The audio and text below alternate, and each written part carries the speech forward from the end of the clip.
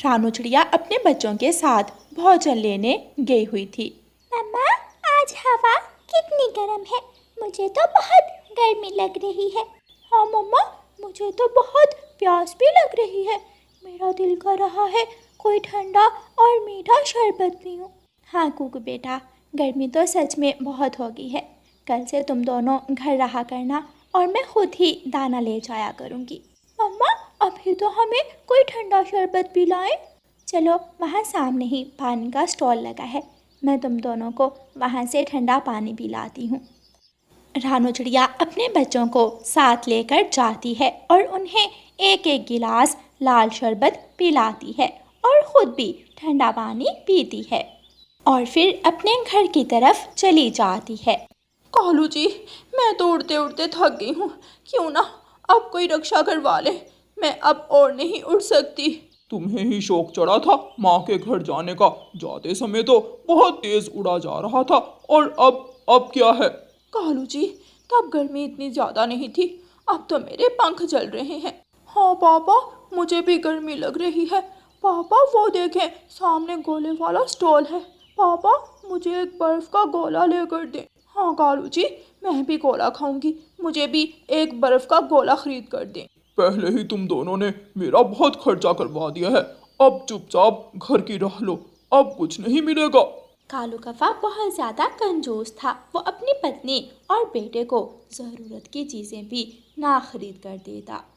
वो सब फिर से उड़ते हैं, तेज़ गर्म हवाएं थीं और उनके पंख गर्म हो रहे थे। जग्गू फिर से एक जगह रुक जाता है। मेरा गला खुश्क हो रहा है।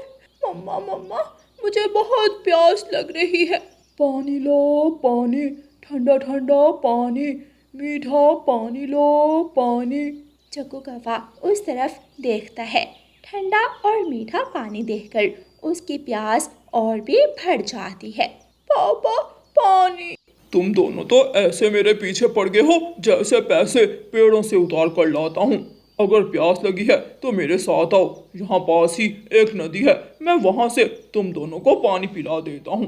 कालू जी, इतनी कंजूसी भी अच्छी नहीं होती, चले मुझे ना सही जग्गू को ही ठंडा पानी पिला दें।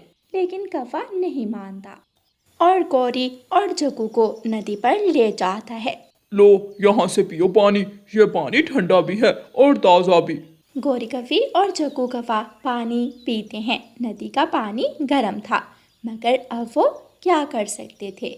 आखिर वो सब घर पहुंच जाते हैं। यूं ही दिन गुजरते गए और गर्मी और भी बढ़ती जा रही थी। चिड़िया थोड़े थोड़े करके पैसे जमा करती है और कुम्हार की दुकान पर जाती है।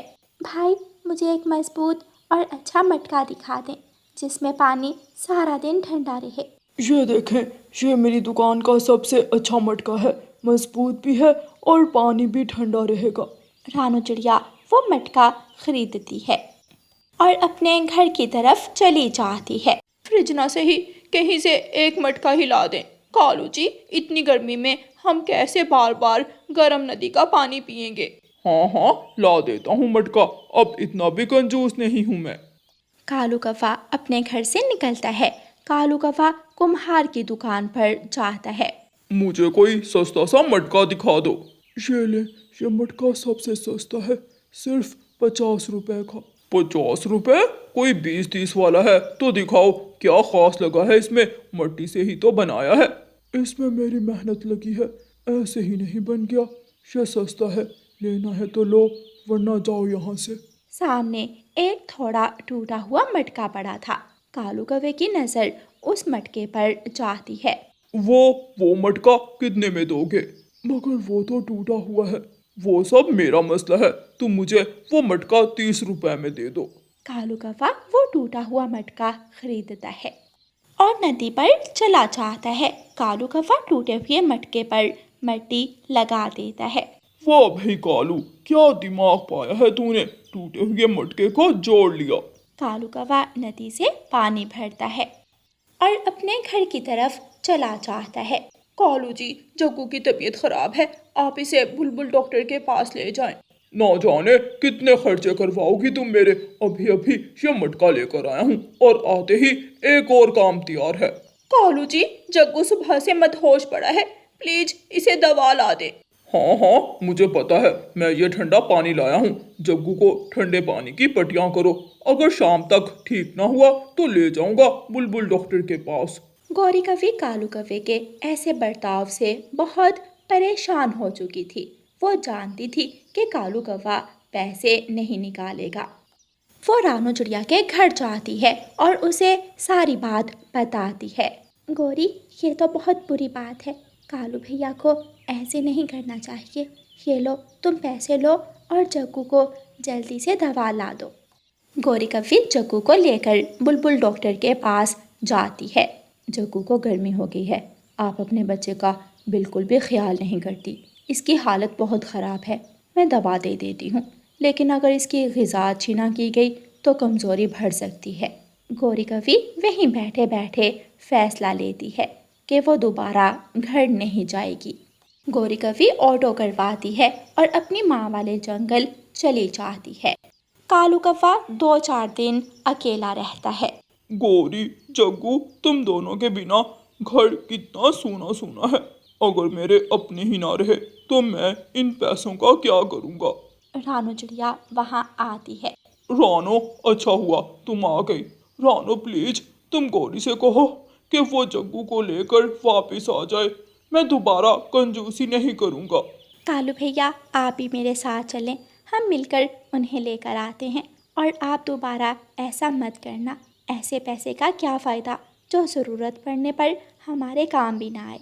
हाँ रानो बहन, तुम ठीक कहती हो। मैं समझ चुका हूँ। मैं अपने परिवार के बिना नहीं रह सकता। फिर कालू कौवा और रानू चिड़िया गौरी कव्वी के पास जाते हैं। कालू कौवा गौरी से माफ़ी मांगता है और उसे वापस जंगल ले आता है। प्यारे दोस्तों, इस कहानी को लाइक, अपने दोस्तों के साथ शेयर और चैनल को सब्सक्राइब करना बिल्कुल मत भूलना। आपका धन्यवाद। रानू चिड़िया की ऐसी कहानियाँ सुनने के लिए YouTube सर्च बार में रानू चिड़िया की कहानी लिखें या फिर ये बटन दबाकर बोलकर कहें रानू चिड़िया की कहानी। बुलबुल अपने घोंसले में परेशान बैठी हुई थी कि रानू चिड़िया उसके पास जाती है।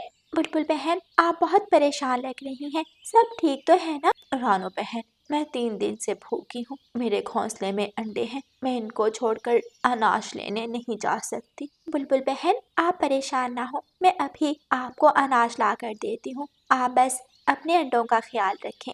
रानू चिड़िया जल्दी से उड़ती है और अनाज लेने के लिए मैदान की तरफ जाती है। कालू जी, कब तक हम इस घोंसले में रहेंगे? आप मुझे भी एक घर बना कर दें। घर बनाने में बहुत मेहनत लगती है और तुम तो मेरी मदद करती नहीं हो। फिर बताओ, मैं अकेले घर कैसे बनाऊं? ये मैं नहीं जानती। कालू जी, घर बना कर देना आपका काम बनता है। अगर आपने मुझे घर ना बना कर दिया तो मैं अपने मायके चली जाऊंगी। अच्छा अच्छा, बना दूंगा। हर रोज यही कहते हो और फिर सारा सारा दिन सोए रहते हो। मेरी किस्मत खराब थी जो मेरी माँ ने मेरी शादी तुमसे कर दी। गौरी कव्वी और कालू कौवा रोज की तरह आज भी झगड़ रहे थे।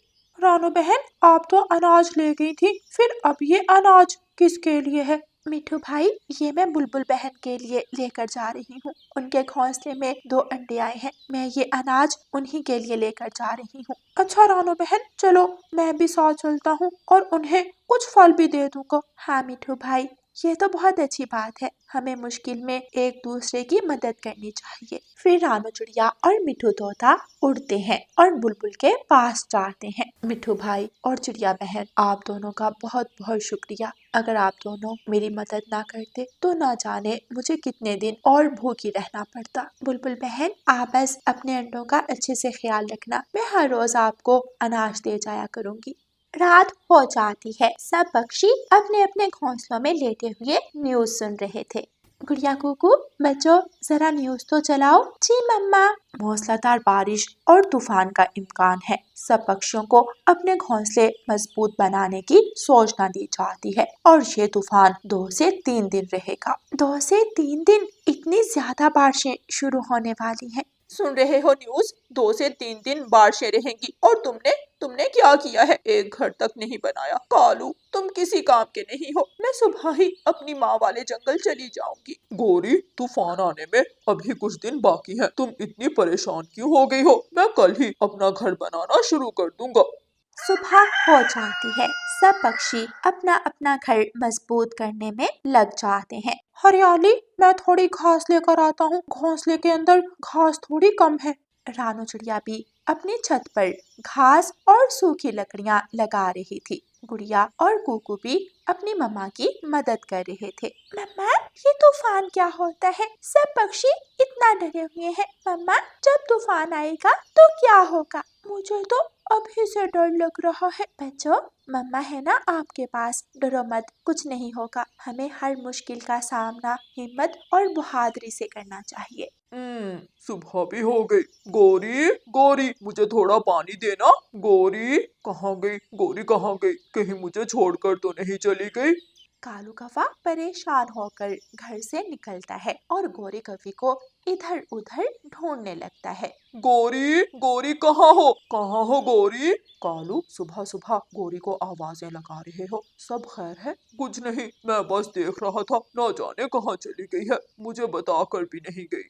कालू कौवा आगे बढ़ता है और गोरी को इधर उधर ढूंढने लगता है। रानू बहन, आपने गौरी को देखा है कहीं? कालू भैया, गोरी कुछ सामान लिए जा रही थी। मुझे लगता है वो अपनी माँ वाले जंगल ही जा रही थी। आपको बताकर नहीं गई? नहीं रानू बहन, वो मुझसे लड़कर चली गई है। वो कह रही थी कि मैं उसे एक घर बना कर दूं। मैंने सोचा था कि आज उसके लिए जरूर घर बनाऊंगा, मगर वो चली गई। कालू भाई, घर तो आपको बना लेना चाहिए, मगर कोई बात नहीं, अभी भी देर नहीं हुई। आप आज अपना घर बनाना शुरू कर दें और फिर हम गौरी बहन को मनाकर ले आएंगे। वो अपना नया घर देखकर खुश हो जाएगी। हाँ रानू बहन, तुम ठीक कह रही हो। यही सही मौका है घर बनाने का, वरना जब वो यहाँ होती है तो हमारी लड़ाई ही खत्म नहीं होती। मैं आज ही अपना घर बनाना शुरू करता हूँ। कालू कौवा वहाँ से चला जाता है और घर बनाने के लिए लकड़ियाँ इकट्ठी करने लगता है। कालू कौवा सारा दिन मेहनत करता है और शाम तक अपना आधा घर बना लेता है। 2 दिन गुजर जाते हैं। जंगल के सभी पक्षियों ने अपने घर मजबूत कर लिए थे। कालू कौवा रानू चिड़िया को साथ लेकर जाता है और गोरी कौवी को मनाकर ले आता है। गोरी कौवी अपना नया घर देखकर बहुत खुश होती है। कालू जी, क्या सच में ये हमारा घर है? अब देखो, साथ ही कालू जी, पहले कालू। वो तो मैं आपसे गुस्सा थी इसलिए ऐसे बोल दिया, वरना मैं तो आपकी बहुत इज्जत करती हूँ। कुछ देर बाद तेज बारिश शुरू हो जाती है। सब पक्षी अपने अपने घरों में बैठे बारिश को देख रहे थे। मम्मा, क्या अब हमारा घर टूटकर गिर जाएगा? स्कूल में बच्चे कह रहे थे जब तूफानी बारिशें आती हैं तो घोंसले टूटकर गिर जाते हैं। नहीं गुड़िया बेटी, सब पक्षियों ने वक्त पर सारा काम किया, अपना अपना घोंसला मजबूत किया, अपना दाना पानी सब वक्त पर जमा किया। अब ये तूफानी बारिश हमें कुछ नहीं कह सकती। सब काम वक्त पर कर लेने से तो हम बहुत सारी मुश्किलों से बच सकते हैं। हाँ बच्चों, काम समय पर करने से हम मुश्किलों से बच जाते हैं। मम्मा, चलें फिर हम पकोड़े बनाकर खाते हैं। आपने कहा था जिस दिन बारिश हुई उस दिन हम पकोड़े बनाएंगे। प्लीज मम्मा, पकोड़े बना दे, बहुत दिल कर रहा है।